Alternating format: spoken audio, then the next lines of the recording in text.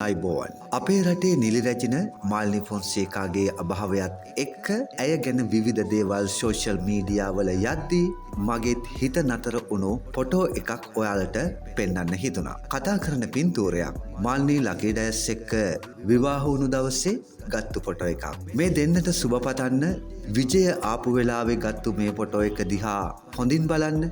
විජය මාල්නීගේ අතින් අල්ලගෙන බලන්නේ ලකී ඩයස් දිහා. ලකී මේ කෙල්ලව හොඳින් බලාගනින් කියලා විජය හදවතින් කියනවා ඇති. ඒ වගේම මාලනී බලන් ඉන්නෙත් විජය දිහා.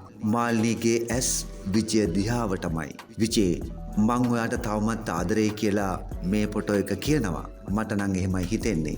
විජය මාල්නී සම්බන්ධය පිදුනට පස්සේ විජය චන්ද්‍රිකාව බැන්දේ 1978. ඒක පවුල් දෙකේ සමාජිකයින්ට පමණක් සීමා වුණු සරල උත්සවයක්. විජය චන්ද්‍රිකා විවාහය ගැන මාල්නී දැනගෙන තියෙන්නේ පත්තරෙන්. චිත්‍රපටයක් රූගත කරන අතරතුරේ පොඩි විවේකයක් ලැබුණු අතරතුරේ මාලනී පත්තරේ ගන්නවා කියවන්න. එදා ඒ පත්තරේ විජය මාල්නීගේ විවාහය ගැන පළ කරලා තිබුණා. මංගල ඡායාරූපයක් එක්ක.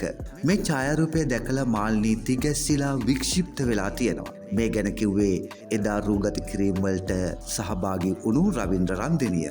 විජය චන්ද්‍රිකාගේ මංගල සේයාරුව දිහා ටික වෙලාවක් බලාගෙන හිටපු මාල්නීගේ මුණ වෙනස් වෙනවා. දුක හංගාගෙන කාර් එකට නැගලා ටික වෙලාවක් නිහඬව හිටපු මාලනී හිත හදාගෙන ආපහු රූගත කිරීම වලට සහභාගී වුණා කියලයි රවින්ද්‍ර රන්දෙනිය කිව්වේ. මාල්නී ෆොන්සේකා ලකී ඩයස් විවාහ කරගන්නේ ඊට අවුරුදු 8කට පස්සේ. මේ විවාහ මංගල්‍යයට විජයට ඇරයුම් ලැබෙනවා. විජය මේ දෙන්නට සුබ පතන්න ආපු අවස්ථාවේ ගත්තු ඡායාරූපයක් තමයි මේ. විජය එදා විවාහ උත්සවය අවසන් වෙනකම්ම ඉඳලා තියෙනවා. මිත්‍රවරුනි, මේ වගේ ආදරණීය සංවේදී අත්දැකීම් සමහර විට අපේ channel එක නරඹන ඔබටත් ඇති. කියන්න කැමති නම් කමෙන්ට් එකක් දාගෙන යන්නත්. කොහොම හරි මේ සිද්ධිය ගැනත් ඔබට යමක් හිතෙනවා නම් කමෙන්ට් එකක් දාගෙන යන්න කියලා ආරාධනා කරමින් නතර වෙනවා. ගිහින් එන්නම්.